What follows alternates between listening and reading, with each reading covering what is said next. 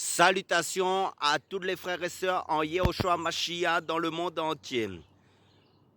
Salutations à tous ceux qui sont en Europe, en Asie, en Chine, en Italie, en Amérique, au Brésil, en Uruguay, dans la grande île de Madagascar, que ce soit en Inde, que ce soit dans toute l'île de la Réunion, que ce soit dans la Nouvelle-Zélande, que ce soit en Australie, que ce soit dans les îles de la Martinique, de la Guadeloupe, que ce soit en Tahiti, que ce soit dans les Seychelles, que ce soit dans les îles des Canaries. Salutations à tous. Et si je n'ai pas mentionné votre pays, que vous vous trouvez connecté à ma chaîne, soyez tous les bienvenus sur cette chaîne. Et bienvenue aussi à toutes les nouvelles personnes qui se connecteront pour la première fois sur cette chaîne. Je suis le frère CL de l'île de la Réunion. Je suis docteur enseignant de la parole de Dieu en Yehoshua Mashiach, notre Seigneur Jésus-Christ, pour faire connaître le seul et unique Dieu qui est Jésus-Christ, notre Seigneur Yehoshua Mashiach en langue hébraïque et en français Jésus-Christ. Donc pour introduire un peu notre message, nous faisons que consolider, fortifier les frères et sœurs en Christ, semer la parole de Dieu dans les cœurs des personnes qui écouteront le message de l'évangile pour le salut de leur âme, ceux qui n'ont pas encore reçu le message de l'évangile de Christ pour le salut de leur âme. Donc pour maintenir les frères éveillés spirituellement en Christ, ceux qui sont déjà engagés dans le Seigneur depuis longtemps ou qui se sont engagés dans le Seigneur récemment, pour se maintenir dans la course en Christ, dans la sanctification, la paix, et pour ceux qui doivent se repentir, pour se repentir aussi, parce que le message de la parole de Dieu, c'est la base de l'évangile. En fin de compte, c'est la repentance aussi. Repentez-vous car le royaume de Dieu est proche. Si tu es tombé, tu t'es rétrogradé, repens-toi et reviens dans le chemin de Christ, dans sa parole, pour remettre-toi debout. Car la parole de Dieu nous dit que celui qui croit être debout prenne garde de ne point tomber. Si tu es tombé, repens-toi et reprends la course en Christ, reprends le flambeau de l'évangile pour annoncer l'évangile de Christ, pour témoigner de Christ en tout lieu. Parce que Jésus-Christ revient. Amen. Donc, pour introduire un peu, nous allons prendre deux passages de la parole de Dieu aussi pour parler de la parole de Dieu. Donc, le livre du Proverbe chapitre 15, verset 1 nous dit « Une réponse douce détourne la fureur, mais la parole blessante excite la colère. » Et Proverbe chapitre 16, verset 24 nous dit « Les paroles agréables sont un rayon de miel, douceur pour l'âme et santé pour les os. » Amen. Rien qu'une parole peut blesser un frère, une sœur, une personne quelconque si la parole elle pénètre son cœur et que la personne se sent blessée, parce qu'il faut faire attention à ce qui sort de notre bouche. Parce que, en fait, la Bible nous dit, pour illustrer un peu, je vais donner une illustration pour faire comprendre quel est l'effet de la parole sur une personne, en fin de compte, qui peut même détruire des personnes par la langue, en fin de compte. Donc, je vais donner une illustration pour mieux comprendre le passage, ces deux passages. Par exemple, en 2016, un homme a déclenché un incendie qui a ravagé plus de 2500 hectares, simplement en jetant son mégot de cigarette dans de l'herbe sèche.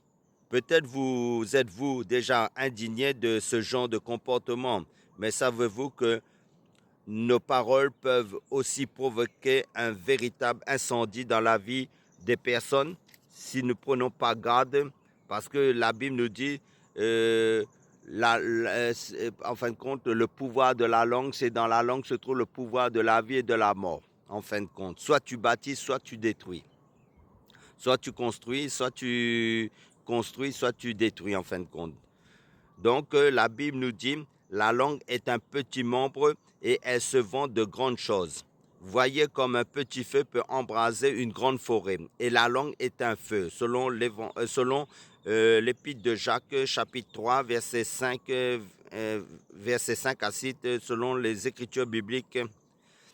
Donc, combien de fois laissons-nous échapper une petite critique que nous pensons sans conséquence, ou des mots blessants sous le coup de la colère, sans penser à l'effet que ces mots peuvent avoir sur notre interlocuteur qui nous écoute. Nous pouvons faire autant de mal avec notre langue qu'avec nos poings, même sans même nous en apercevoir. À l'inverse, une parole douce peut, elle aussi, produire beaucoup plus d'effet que nous ne l'avions anticipé. Nous sommes donc appelés à avoir des paroles encourageantes, pleines d'amour et de grâce. Prions en fait pour que nos paroles viennent de Dieu, qu'elles soient sans critique ni médisance, vraies, bienveillantes, édifiantes, conduites par le Saint-Esprit et remplies des fruits de l'Esprit. Prions comme le roi David qui dit, en fin de compte, mets ô Éternel une garde à ma bouche, veille sur la porte de mes lèvres, que les paroles de ma bouche et la méditation de mon cœur soient agréables devant toi. Ô Éternel, mon rocher et mon rédempteur, selon le psaume chapitre 141, versets 3, 19 et 15. Donc,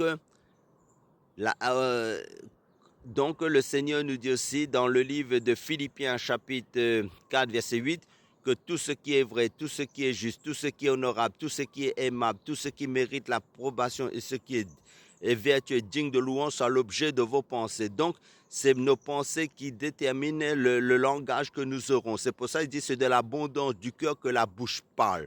Si tu es animé par le Saint-Esprit, tu vas bâtir selon la vérité de Christ dans la vie des âmes.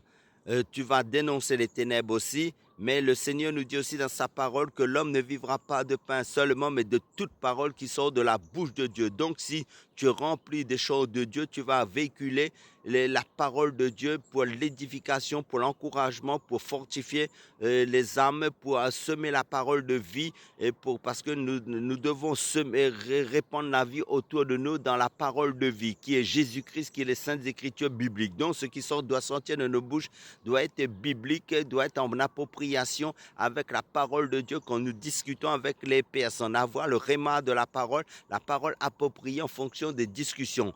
Et c'est pour ça que le Seigneur nous dit que tout ce qui est vrai, tout ce qui est juste, tout ce qui est honorable, tout ce qui est aimable, tout ce qui est vertueux soit l'objet de vos pensées. Parce que le Seigneur dit, en fin de compte, c'est l'abondance du cœur que la bouche parle. Donc nous devons être des hommes qui apportent la vie en tout lieu, basés que sur la parole de Dieu, selon les écritures bibliques, pour édifier, pour amener la foi dans les cœurs. Parce que la parole de Dieu nous dit,